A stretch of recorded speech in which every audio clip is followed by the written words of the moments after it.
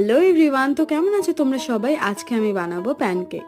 তার জন্য আমি এখানে 2 চামচ ময়দা নিয়ে নিয়েছি, 1 চামচ কোকো পাউডার আর অল্প করে বেকিং পাউডার নিয়ে নিয়েছি, আর দিয়েছিলাম 1 চামচ চিনি আর একটুখানি মেল্টেড বাটার।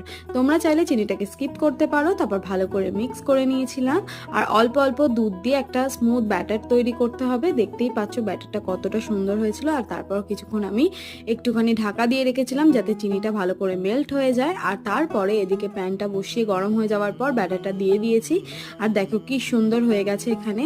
তারপর উল্টে ভালো করে ভেজে নেওয়ার পর প্যানকেক রেডি আমাদের। আর আমি না ডিফারেন্ট শেপসের বানিয়েছিলাম, কারণ আমার বোনের আবদার ছিল যে ও ডিফারেন্ট শেপসের খাবে।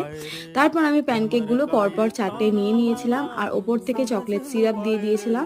খেতে কিন্তু দারুণ হয়েছিল। তোমরাও বাড়িতে ট্রাই করতে পারো, আশা করি তোমাদেরও ভালো লাগবে। আর ভিডিওটা ভালো লাগলে একটা সাবস্ক্রাইব করে দিও। দেখা হবে নেক্সট কোনো মিলিং ব্লগে। টাটা। দিশাহারা কেমন বোকা